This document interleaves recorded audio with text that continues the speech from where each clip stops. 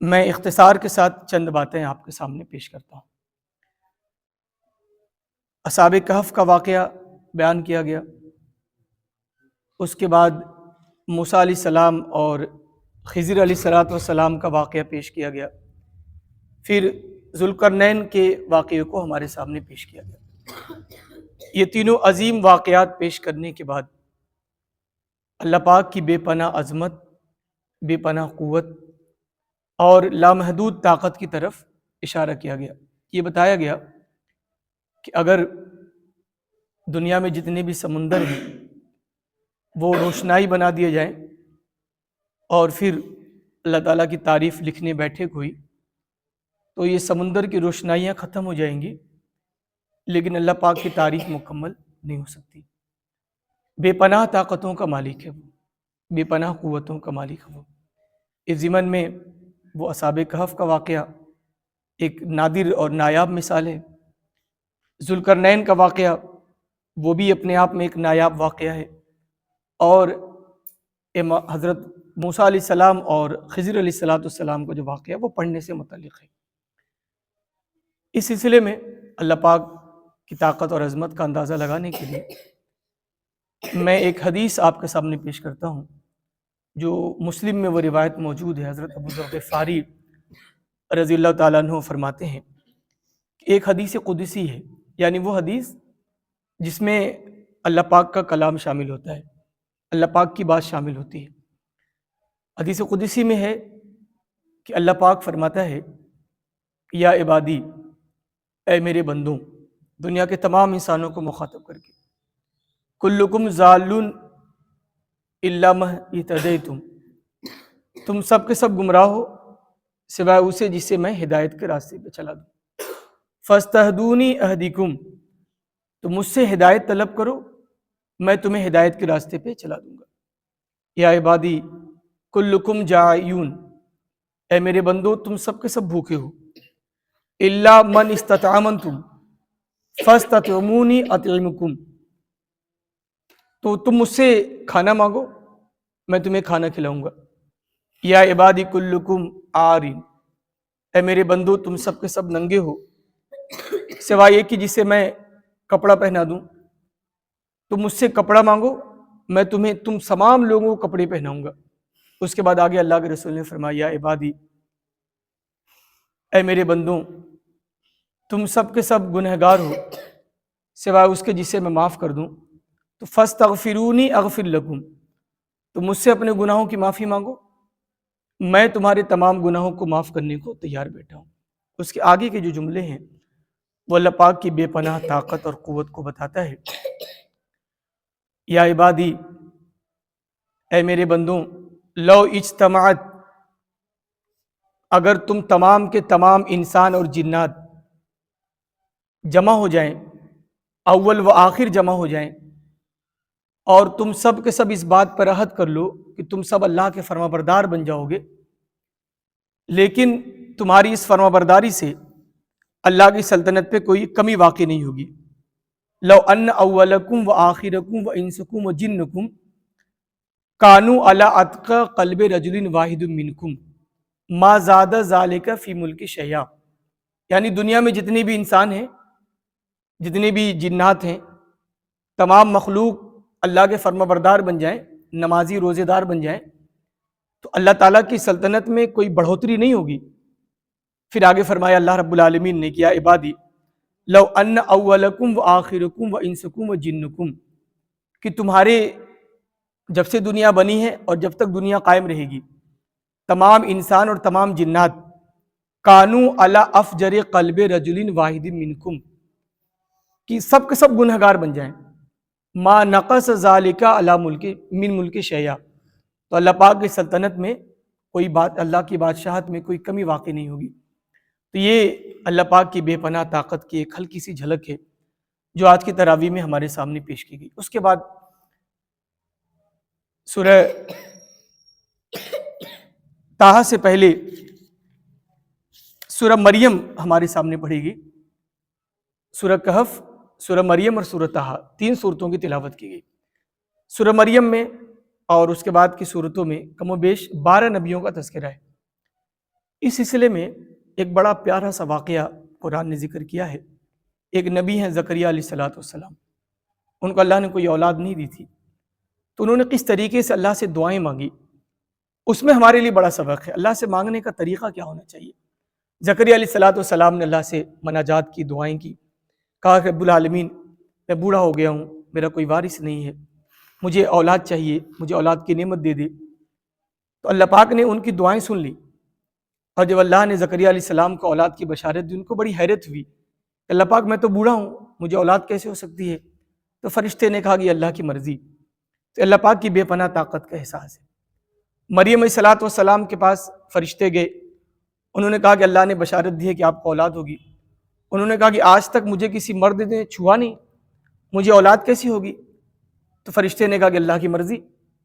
پھر ابراہیم علیہ السلام کا واقعہ ذکر ہے، پھر اس کے بعد موسیٰ علیہ السلام کا واقعہ ذکر ہے کہ موسیٰ علیہ السلام نے کس طریقے سے، آپ تصور کریے اللہ پاک کی بے پناہ طاقت کا، کہ جو فرعون موسیٰ علیہ السلام کی جان کا دشمن تھا اور بنی اسرائیل کے بچوں کو روز ان کو مارتا تھا، زندہ چھوٹے چھوٹے بچوں کو قتل کر دیا کرتا تھا، اس فرعون کے گھر میں اللہ پاک نے موسیٰ علیہ السلام کی پرورش کی۔ وہ عظیم رب ہمارا پروردگار ہے جس نے موسیٰ علیہ السلام کی حفاظت کہاں کی؟ موسیٰ علیہ السلام کے دشمن کے گھر میں۔ اور پھر جب موسیٰ علیہ السلام بڑے ہوئے، جوان، پورا واقعہ آج کی تراویح میں ذکر ہے۔ لیکن اس سے جو پیغام ہمیں ملتا ہے وہ یہ کہ مسلمانوں کو، عالم اسلام کو، مجھے بھی اور آپ کو بھی اللہ پاک کی رحمت سے مایوس ہونے کی ضرورت نہیں۔ اللہ دعائیں سنتا ہے۔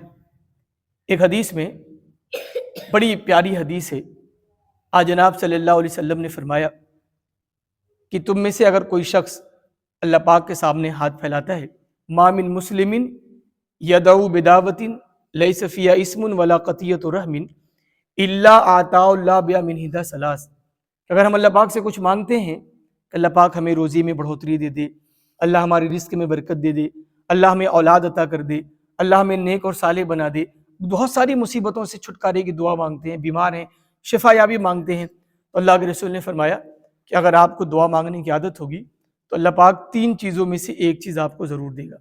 اما یعجل لہ دعوہ، آپ نے اللہ سے مانگا اللہ پاک مجھے ایک گاڑی چاہیے، مجھے کاروبار میں ترقی چاہیے، اللہ نے فوراً آپ کی دعائیں سن لی اور آپ کے کاروبار میں برکت دے دی۔ اور اگر اللہ نے نہیں سنا، ظاہراً لگ رہا ہے کہ اللہ نے ہماری دعا نہیں سنی، ہم نے اللہ سے کچھ مانگا تھا اللہ نے دیا نہیں، تو اللہ کے رسول صلی اللہ علیہ وسلم نے فرمایا وَإِمَّا أَيَصْرِفَ عَنْهُ مِنَ السُّوءِ مِثْلِهَا، جتنی بڑی دعا مانگی نا آپ نے اللہ پاک سے، اللہ پاک اتنی بڑی مصیبت سے آپ کو نجات دے دے گا۔ کتنی بڑی بات ہے نا۔ پھر آخر تیسری بات اللہ کے رسول نے فرمائی وَإِمَّا أَيَدَّخِرَ لَهُ مِنَ الْآخِرَةِ، کہ آپ نے اللہ سے دعائیں مانگی، اللہ نے آپ کی دعائیں نہیں سنی، لیکن کل قیامت کے دن جب آپ کو نیکیوں کی ضرورت پڑے گی تو یہ دعائیں آپ کے کام آئیں گی۔